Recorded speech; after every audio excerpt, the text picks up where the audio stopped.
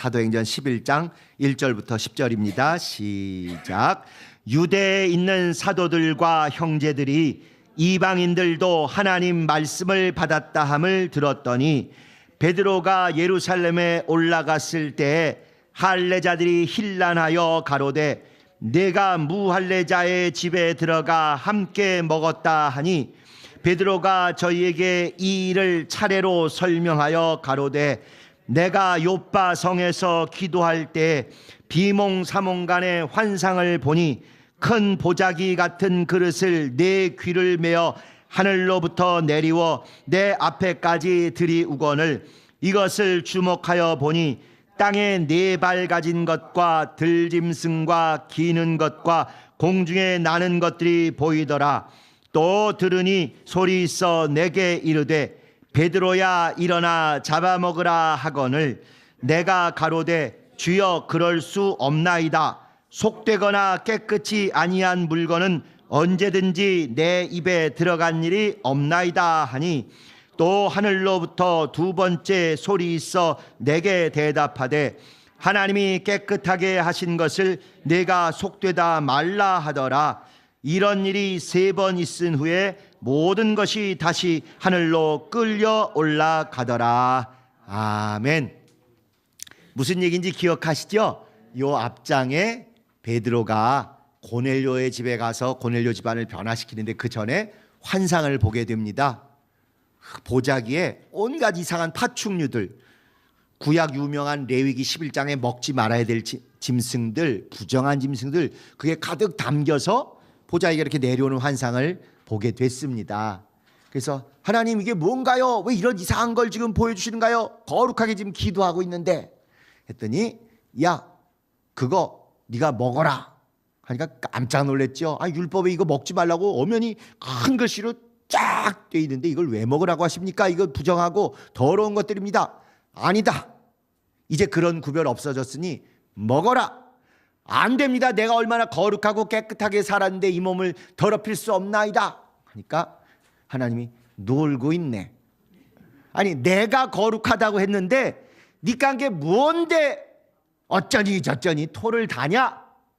순종은 제사보다 나은데 뭐 그렇게 잘났다고 말을 하냐? 먹어라.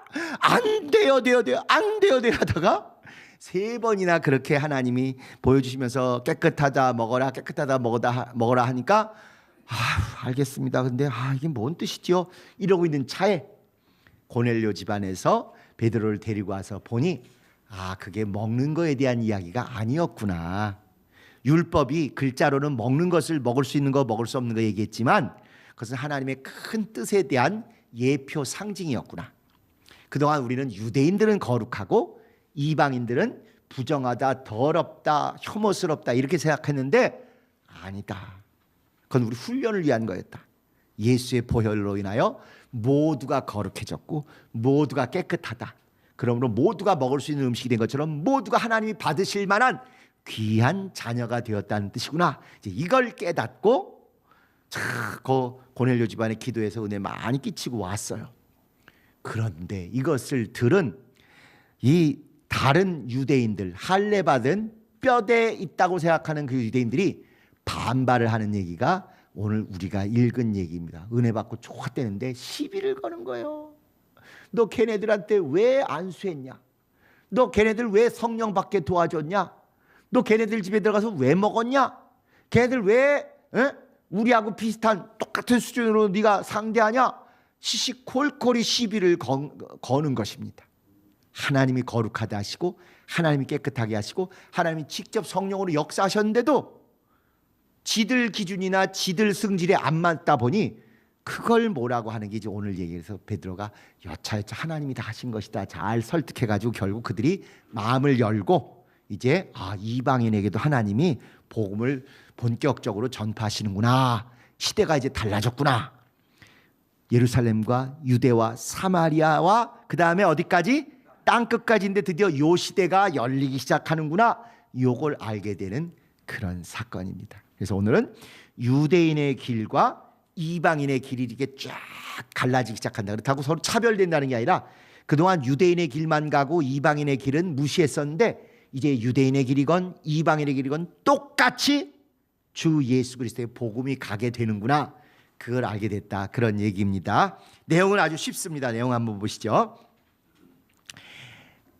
유대의 사도들이 이방인이 믿게 되었다는 베드로의 말을 듣고 좋아하고 영광 돌릴 줄 알았는데 오히려 베드로를 힐난했다. 힐난하다는 말은요, 완전히 적대감 가지고 정죄하려고, 비난하려고, 막 말싸움으로 이겨먹으려고 그렇게 한 거예요. 야, 너 왜 그렇게 했어? 이게 아니고, 너 일로 와봐. 눈 치키 뜨고 침 팍팍 튀겨가면서 막 어떻게 하는지 들러 엎으려고 목소리 높아가면서 나 왜 그랬어? 막 이렇게 대들었다, 이 얘기예요. 아니, 영혼이 지금 뒤집어져서 예수 영접하고 성령 충만하게 됐다는데 뭐가 그렇게 마음에 안 들어가지고 막 이렇게 그냥 막 비난을 하는 거죠. 그러니까 베드로가 황당했겠죠. 그렇지만 이씨하고 맞서서 싸우지 않고 차곡차곡 있었던 얘기를 이제 얘기해 줍니다. 욥바 피장의 집에서 자기가 본 부정한 짐승의 환상을 설명하다. 그러니까 이게 내가 내 마음대로 막 한 게 아니고 이러이러한 환상도 보고 하나님께 3번이나 묻고 대답하고 확답을 받은 다음에 이렇게 했는데 그 다음에 하나님이 또 이렇게까지 하셨다. 그 얘기를 하고 나니까 조금 그렇게 그냥 시험 든 사람들 달려들듯이 하던 게 누그러진 거예요. 그래가지고 3번 보시면 베드로가 하나님이 깨끗하다 하신 것을 사람이 속되다 할 수 없었다고 드디어 얘기를 합니다. 이거 내가 한 거 아니다, 하나님이 하신 거다. 참 우스꽝스러운 일이에요. 사실은 이게 성경이니까 이렇게 보지만 이 사람들이 자기 열심, 자기 기준, 자기 생각을 갖고 있다. 하나님의 일이 그대로 안 되면 하나님은 오르십니다. 이게 믿음이잖아요. 근데 이게 의외로 어렵더라고요. 내 승질, 내 원칙, 내가 해오던 바는 이렇게 해야 되는데 하나님이 이렇게 하셨다? 대놓고 하나님을 욕할 수는 없으니까 누구를 시비 거는 거예요? 고의를 한 하나님의 사람을 정죄하고 성토하고 힐난하고 이렇게 한다는 거예요. 성령으로 안 하고 성질로 한다는 거예요. 성질로.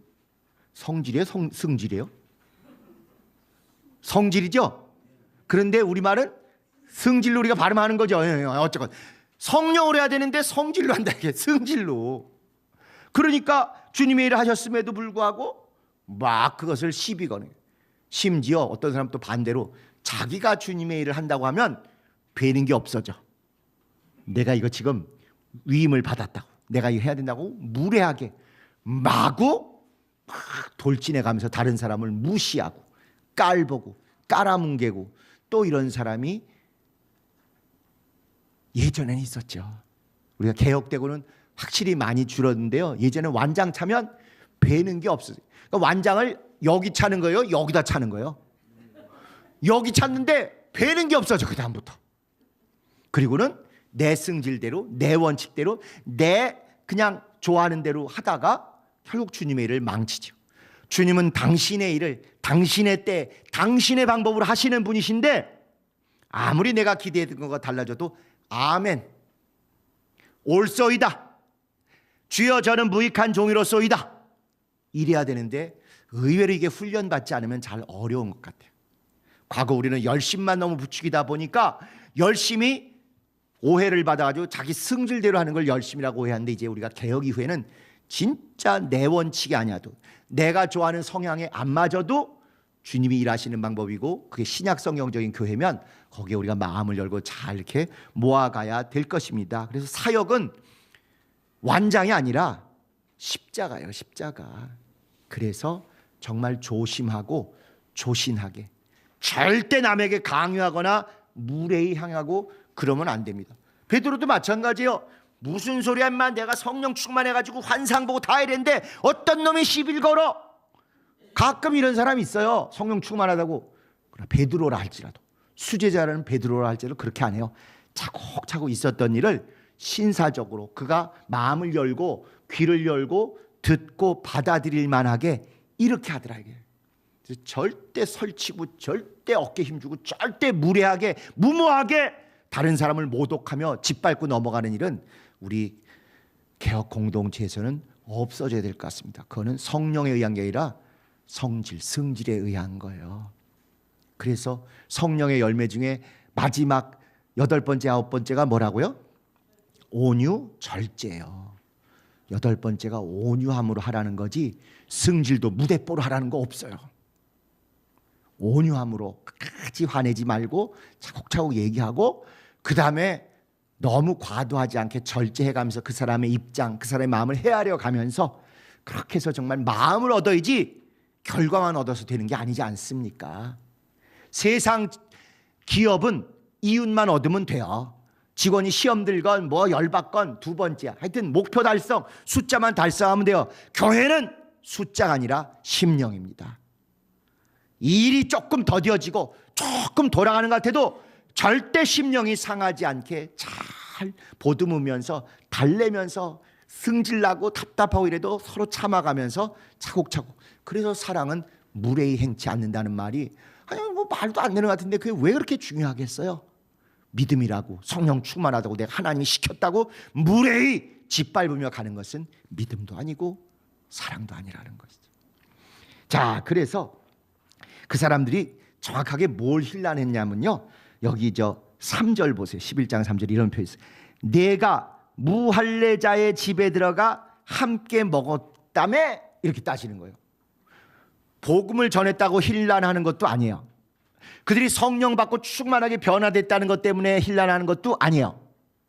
이방인들이 구원받고 교회를 이뤘다 그것 때문에 힐난하는 것도 아니고 우리가 할례자 뼈대 있는 집안인데 무할례자의 집에 들어가서 같이 식사했다며 이게 수틀리가 이거는 율법이 아니에요. 자기들의 전통이지. 우리는 할례 받은 자들이기 때문에 무할례자들하고는 밥 같이 안 먹어. 이거 율법도 아니에요. 자기들이 만든 전통이고 유전입니다. 그런데 이들은 이거 가지고 시비를 거는 거예요.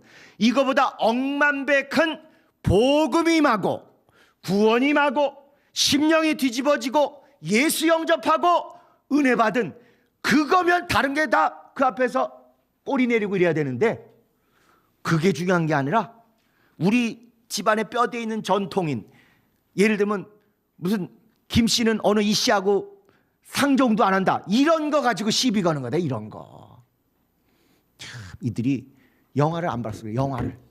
영화에 딱 얘기했잖아요. 무엇이 중헌디 아주 영혼이 뒤집어져서 예수 영접하고 성령이 보좌해서 그 안에 왔으면 만사 끝인데 그 밥을 말이야 할례 받은 사람 따로 먹고 무할례자 따로 먹고 말이야 장소도 거기서 먹지 말고 이렇게 거룩한 곳에서 먹고 이거 가지고 싸운다는 게 얼마나 하나님 보시기에 정말 어이가 없고 환장할 노릇이겠어요.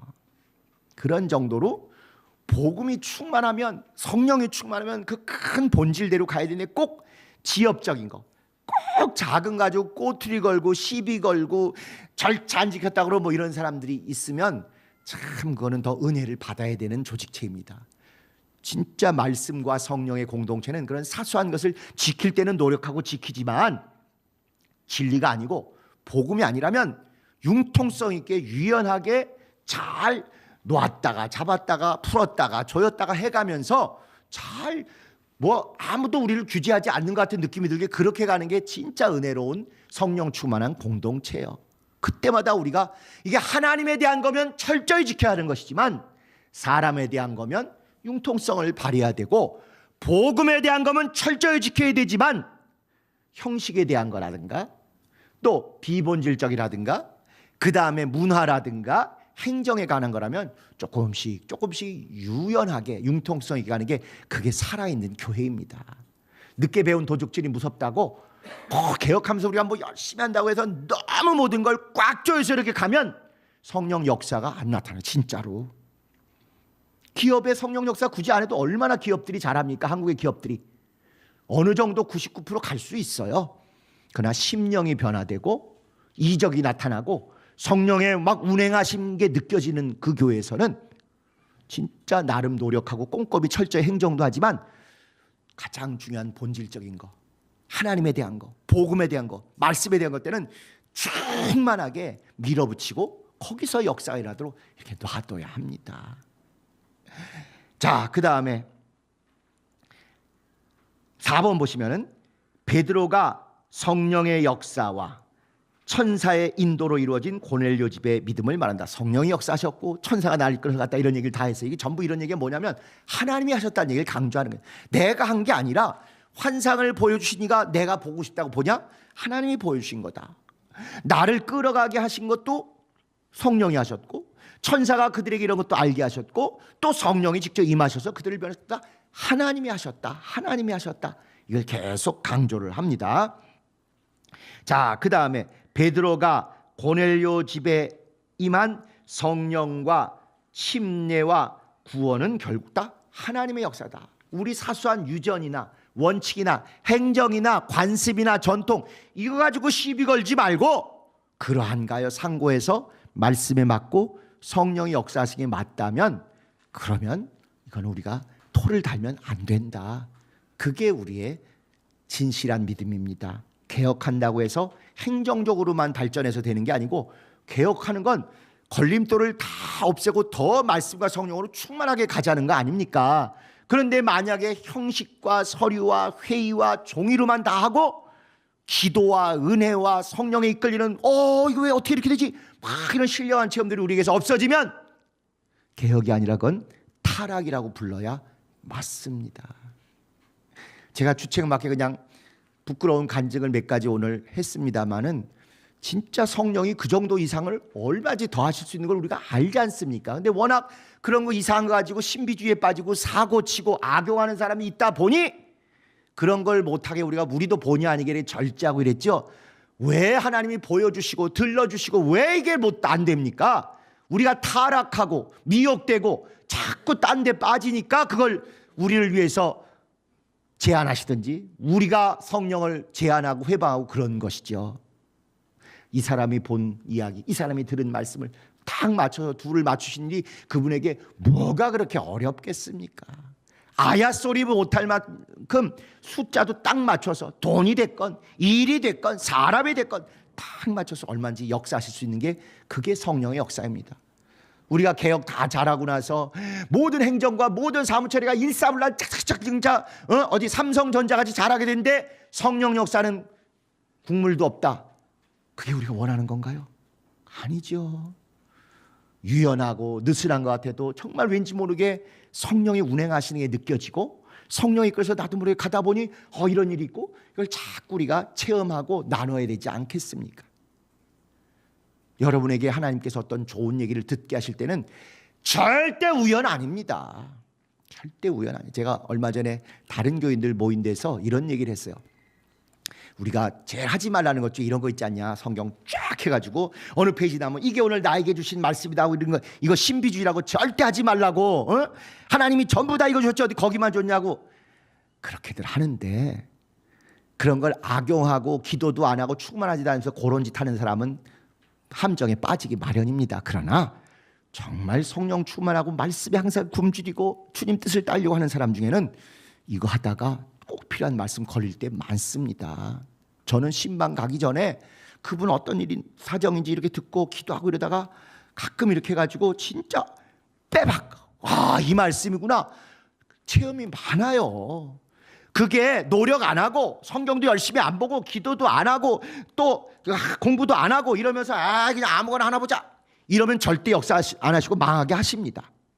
그러나 정말 그 인간에게 또는 그 사람에게 그 가정에 제일 필요한 게 내가 뭔지 몰라서 애통해하고 잘 모르고 고민할 때 그럴 때 하나님이 역사하셔서 정말 이렇게 지나가는 중에 딱 맞는 구절을 확 보게 하시고 진짜 만화 마냥 영화 마냥 그 구절이 갑자기 크게 떠오르기도 하고 그 구절이 줄이 쳐진 것처럼 보기도 이 말씀이 있네. 그분에게 딱 맞겠다. 성령이 이런 걸 역사 안 하시겠습니까? 얼마든지 하십니다. 우리가 악용하거나 타락하거나 미혹되는 게 문제죠.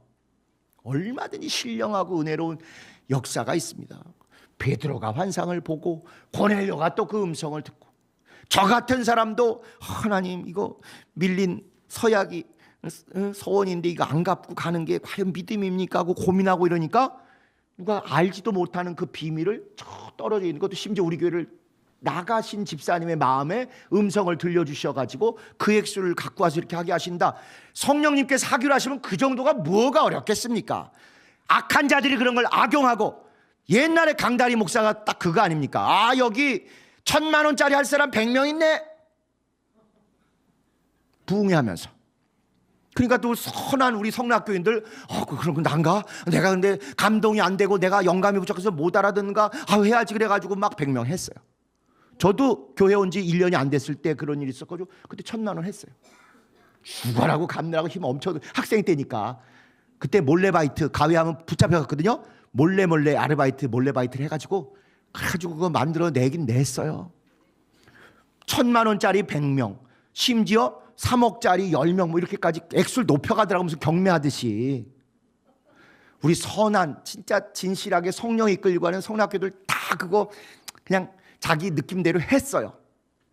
그러면 그게 혹시 우리가 속아서 했다 할지라도 그 중심을 보신 하나님께서 그건 100% 받으셨습니다. 그러나 그런 성령을 이용하거나 악용한 사람에 대해서 하나님이 책임지실 거예요. 아니, 만약에 하기로 작정하시면 하나님이 그런 걸 안 하시겠습니까? 얼마나 하실 수 있죠. 근데 그걸 악용하고 그걸로 교인들을 미혹하고 교인들을 자기 손아귀에 쥐려고 하는 못된 부흥사들, 못된 소위 성령 충만을 빙자하여 악행을 했던 사람들이 뒤늦게 타락한 사람이 너무 많았던 것이죠. 그렇다고 해서 우리가 그러니까 우리 성령 얘기하지 마, 헌신 얘기하지 마, 이게 믿음은 아니지 않습니까? 믿음이란 그 아름답고 고상한 용어를 다시 우리가 부활시키고 성령의 표적과 기사와 은사를 다시 한번 우리가 불붙듯 일으키고 체험하고 이런 게 계속돼야 우리가 점점 육신은 얇아지고 약해져도 영은 더 맑고 더 투명하고 더 깨끗하게 주님을 뵈며 그러고 갈 수 있는 것 아니겠습니까? 사도 바울이 자기를 기다리는 그 결박과 환난과 핍박을 성령이 알려주시는 걸 보고 듣고 하면서도 가듯이 보고 듣고 알려주시는 걸 쫓아 두려워하지 않고 담대히 가는 성령 충만한 믿음, 사도행전적인 믿음, 성락교회다운 믿음이 다시 한번 우리 개혁 공동체를 통해서 활활 불이 붙어야 할 걸로 믿습니다. 자, 저장. 자기 생각과 어긋나는 것은 주님의 방법이라도 힐난하는 사람들이 꼭 있다. 우린 절대 이런 거에 빠지지 마십시다. 모르겠으면 입 다물고 기다려보는 거지. 어떻게 역사하시는지. 주님의 뜻을 이루소서 찬송하면서 그저 주님의 뜻 발 앞에 엎드리오니 주님의 뜻이 이루어지소서 이러고 기다리는 것입니다. 2번, 하나님의 역사임을 말하더라도, 베드로가 말하더라도 야 인마 하나님의 역사야 잔말 마 이렇게 안 하고 상대방을 존중하며 설득하는 진심이 중요하다. 거만하고 무시하고 무례한 건 절대로 사랑이 아니고 복음이 아닙니다. 후려치는 거, 그거 과거의 리더들이 보였던 거, 지금도 어떤 못된 리더가 하는 거 절대로 그건 믿음 아닙니다. 전통과 관습, 이론과 논리를 뛰어넘는 성령의 역사 앞에 마음이 열려야 한다. 너무 우리가 똑똑하고 너무 이성적으로 되고 너무 까탈스러워졌어요. 성령님 앞에서 진짜 그분의 역사가 나를 부담 없이 통해서 사용하시고 나를 이용하셔서 다른 사람을 구하시고 이런 일들이 평생 계속돼야 되지 않겠습니까? 왠지 모르게, 이 왠지 모르게라는 게 이게 성령의 역사일 때가 참 많아요. 왠지 모르게 누가 어떻게 지내는지 궁금하다, 전화 한번 해볼까? 이게 성령의 역사일 가능성이 아주 큽니다. 왠지 모르게 성령께서 뭔가 그 사람의 급한 사정을 내 머리에 넣어주시고 내 마음에 감동하셔서 문자를 보내든 전화를 하든 물어보세요. 지금 우리 남편 암이라서 나 너무 힘들어. 지금 우리 아이가 사고 쳐가지고 나 어쩔 줄 몰라. 그런 소리 듣게 되실 것입니다. 나 요새 교회 옮겨서 다니던 교회 거기도 안 나가고 있어. 반드시 그런 주님의 동아줄이 던져져야 될 때임을 알게 하실 것입니다. 왠지 모르게 누가 떠오르고 왠지 모르게 생각이 나고 왠지 모르게 그쪽으로 발길이 움직여지면 가세요. 순종하세요. 여러분 여전히 성령 충만한 도구로 쓰임 받으실 만한 분입니다. 우리를 쓰시기에 그분이 정말 손에 익은 최고의 도구로 여기시고 사용하실 것입니다. 자, 우리 교회는 그래서 개혁행전은 우리의 잘못에 대해 우린 무조건 개혁이니까 옳다가 아니라 냉정하고 진실하며 진지하고 겸손하다. 우리 무조건 잘한다, 우리 무조건 옳다, 절대 우리 그래서는 안 됩니다. 주님이 역사하셔서 알게 모르게 여기까지 오긴 했습니다마는 온중에도 잘못한 게 있거나 고쳐야 될 게 있거나 보완할 게 있으면 바로바로 거꾸러지고 주님의 방법으로 바꿔야 합니다. 이렇게 했는데 지금까지 이렇게 왔어. 우리 교회는 원래 이렇게. 원래 절대 안 돼요. 원래. 우리의 원래는 지옥행입니다. 나는 원래. 절대 원래 하지 마세요. 원래는 우리 다 지옥행이에요. 하도 그랬더니 어떤 젊은 사람이 저는요 본래나 원래나 다 우리 지옥행이에요. 그걸 바꿔주시겠다고 구원하셨고 성령 충만하게 바꿔주신 거 아니겠습니까? 절대 원래, 난 원래, 절대 그러지 마세요. 우리 원래 없습니다. 원래대로 하면 우린 지옥이고 은혜로 달라진 자들이니까 나는 무조건 옳을 것이다 아니고 냉정하게, 진실하게, 그리고 진지하게, 겸손하게 자꾸 돌아보십시다. 우리 스스로를. 두 번째, 개혁행전은 우리도 편견을 가질 가능성이 있다는 편견의 가능성을 인정하고, 그 다음에 성경과 성령 앞에서 겸손하다. 우린 개혁을 이룬 교회야. 앞으로 잘 돼서 주님이 역사하셔서 이게 될 터인데 그 다음이 더 문제예요. 우리 원래 고분고분 착한 사람은 아니잖아요. 우리가 성락교회 왔을 때 그 어렵고 힘든 가정 때 우리가 얼마나 착했던가요? 옳다고 생각하면 물불 안 가리고 가는 그런 성질이 우리 모두에게 공통적으로 있잖아요. 개혁까지 하고 나면 우리가 겸손해질까요? 으쓱할까요? 으쓱할 가능성이 90%입니다. 그때 진짜 겸손이, 성령으로 인한 겸손이 우리에게서 정말 많이 체험됐으면 좋겠습니다. 우리 다 한승질 하는 사람들이잖아요. 성락교회 그 모진 풍파와 모진 고통과 오명과 모멸을 다 딛고도 수십 년을 버틴 우리, 이게 보통 인간들입니까? 좋은 의미로 정말 지랄 맞은 사람들이죠. 우리가 열심히 특심해서 옳다 싶으면 목숨을 내놓고도 갈 수 있는 사람들이 우리잖아요. 그런데 한번 삐끗했던 거 하나님이 은혜로 건져주셔서 궤도 수정을 잘해주셨는데 이거 만약 제대로 잘하고 나면 그때가 더 두려워요. 그때 진짜 우리가 성령으로 인한 겸손과 진짜 영혼들을 소중히 여기는 있고 순전하고 정말 성숙한 그런 그리스도인이 참 되기를 사모합니다. 우리는 늙은 것이 아니라 익은 겁니다. 점점 정말 숙성하고 익어가고 부드러워지는 진짜 은혜와 유연성이 넘치는, 분별력도 뛰어나면서 더 부드러워지는 거예요. 원래 분별력이 뛰어나면 다 칼같이 굴잖아요. 다른 사람 정죄하고 모독하고 후려치고. 그 대표가 누구예요? 청년 때부터 그냥 남들 틀린 꼴을 못 봐가지고 그렇게 이렇게 했는데 아니더라고요. 제 눈에 안경만 본 거죠. 틀렸다기보다 그게 맞더라도 절대 그 방법으로 하면 안 되는데 너무 몹쓸 짓들을 많이, 몹쓸 말들을 많이 해놨던 것 같아요. 근데 우리는 그거는 그런 식으로 가면 늙어가서 더 까탈스러워지고 벗이 안 생기지만 우린 늙어가는 것이 아니라 익어가서 더 부드럽고 더 유연하고 더 정말 사람의 마음에 감동이 되는 그런 개혁 성도들이 참 됐으면 좋겠습니다. 자, 세 번째, 개혁 행전은 우리의 고집을 버리고, 이거 순교보다 더 어려워요. 우리 똥꼬집 버리기가. 고집을 버리고 듣는 자세와 열린 마음으로 겸손하다.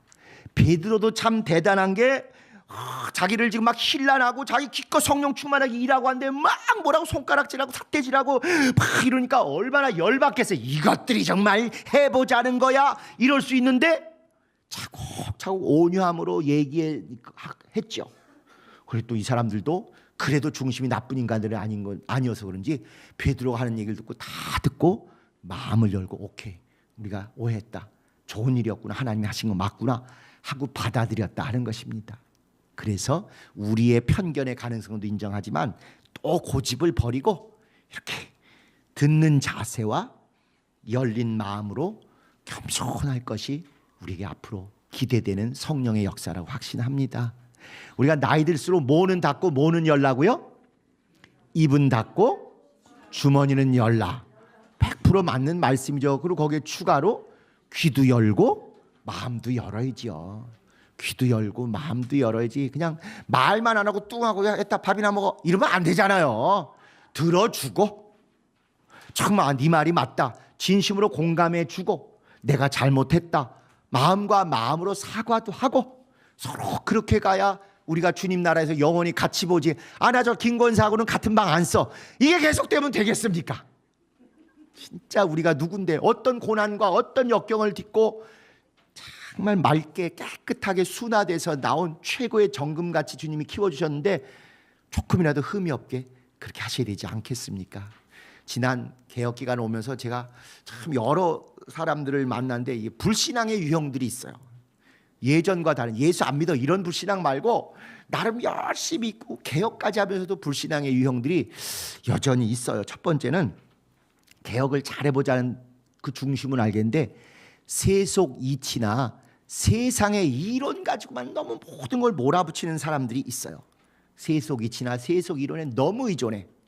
그건 90% 도움이 되지만 결정적일 때 오른쪽이 될지 왼쪽이 될지, 백두산 천지의 빗방울이 압록강으로 흐를지 두만강으로 흐를지는요, 그거는 확률이나 계산이 되는 게 아니라 창조주께서 결정하시는 것입니다. 그러니까 노력을 하고 세상 이치나 이론을 받아들이고 적용하는 건 좋지만 거기까지 딱 멈추고 나서 주님이 하실 걸 기다려. 내가 잠잠히 서서 성령님께서 어느 쪽으로 역사하실지를, 우리를 어디로 몰아가실지를 기대합니다. 기도합니다. 역사하소서. 제가 오늘 드린 미래 세대를 위한 드림 기금 10억은 한 3주쯤 전에 이렇게 듣고 마음에 품고 맞습니까? 틀립니까? 이게 주님 뜻입니까? 저는 이제 제 차원에서 그러한가요? 상고하고 이렇게 한 것처럼 노력도 하고 계산한다고 그렇게 하지만 그게 결정이 아니라 성령의 역사 하시면 하는 것이고 성령의 역사 안 하시면 입 다무는 거죠. 뭐 우리 모두가 좀 그런 더 좀 성령님과 친한 그런 충만한 개혁 성도로 돌아갔으면 참 좋겠습니다. 또 한 유형은 자기만 옳고 남은 무조건 틀리다고 하는 사람이 의외로 우리 중에 여전히 많더라고요. 객관적으로 비교해서 토론해보고 비교해보고 해서 옳고 그런 게 아니라 저 인간이 무조건 그냥 깎아내리고 무조건 안 된대, 무조건 틀린데 자기가 무조건 옳지, 이런 사람이 의외로 많이 계시더라고요. 더 우리가 겸손해지고 마음을 열고 냉철히 비교해보고 이럴 줄 알았는데 더 자기가 체험한 한두 가지 갖고 남을 무시하고 남을 막 깎아내리고 객관성이 없더라고요. 이런 분들도 또 많이 보고 의외로 또요, 하나님의 역사를 불신하고 부정하는 분들도 많이 계시더라고요. 그게 되겠어? 아무 교회도 안 되는데 우리 교회도 그거 안 돼. 봐봐 지금 8년 됐다. 그렇게 안 된다는 소리를 잘 하시는 분들이 계셔요. 성경에도 사마리아 성이 굶어 죽겠을 때 그 못된 불신자들이 하나님이 하늘에 창을 내신들 이 사람들 다 먹일 수 있느냐? 대놓고 그렇게 얘기를 하더라고요. 결국 하나님이 하늘의 창을 여시는 것 같이 먹을 게 풍성하게 하되 이 사람은 다른 사람들이 밟히고 깔려 죽어서 못 먹었어요. 아무리 7년 9개월을 같이 있고 7년 11개월을 같이 있어도 또 9년 9개월을 같이 있어도 마지막 결정타에 그런 불신앙을 하나님 앞에 내보였다가는 절대 축복과 생명에 꼴이 나기 어렵습니다. 어떻게 하나님이 키질하셔가지고 갈라내실지는 모르지만 왜 하나님은 그냥 꾹 참고 하시는 걸 봐야지 이래도 될 텐데 굳이 그걸 입 밖으로 내서 하나님이 그거 안 하실걸? 그게 되겠어? 아무 교회도 안 됐다는데 안 될 거야? 처음 시작할 때 우리 모두 하나님이 하셨다고 너무너무 확실하게 믿었잖아요. 그러면 하나님이 마무리하실 걸로 믿으면 되는데 그걸 그렇게 못 믿더라고요. 그래서 그런 안타까운 것도 보고 또 하나는 그렇게 라이벌 의식들이 많아요. 나도 하기 싫지만 저기 아무개 안수집사 그거 해? 못하게 내가 하지 차라리. 그렇게 라이벌 의식, 비교 의식, 우월감, 열등감이 그렇게 의외로 많아. 기독교인을 정의하면요, 우열감 완전 졸업한 사람들이 기독교인이에요.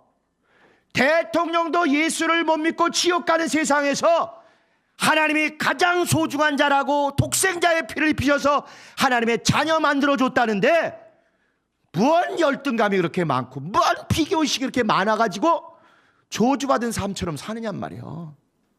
그런 자존감도 없이, 그런 주존감도 없이, 그런 자긍심도 없이 어떻게 하나님의 자녀라고 얘기할 수 있겠어요. 그런데 의외로 라이벌의식, 비교의식, 열등감, 우열감 이 너무 많아. 안수집사님들은 안수집사님들끼리, 집사님들은 집사님들끼리. 그럴 필요 없습니다. 하나님의 창고가 너무 모든 게 풍성하시고 그분의 사랑이 워낙 다양하게 아주 보석처럼 빛나셔서 각 사람에게 맞춤으로 얼마든지 부어주시고도 재고가 엄청나게 많아요. 김 집사가 가져간다고 내 거 없어지지 않습니다. 비교할 필요 절대 없어요. 그는 그렇게 하나님과 관계를 맺고 복을 받는 것이고 나는 또 이렇게 해서 복을 받고 은혜를 받는 것입니다.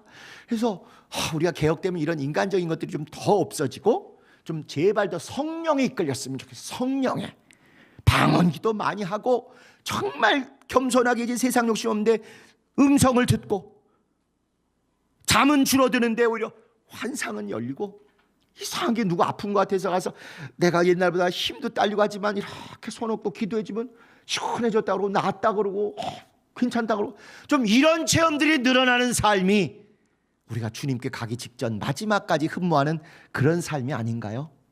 이런 성령 충만함으로 진짜 우리 맡겨주신 사명 끝까지 감당하는 여러분 되시기를 예수님의 이름으로 축복합니다. 우리 주님 가르치신 기도하시고 마치도록 하겠습니다.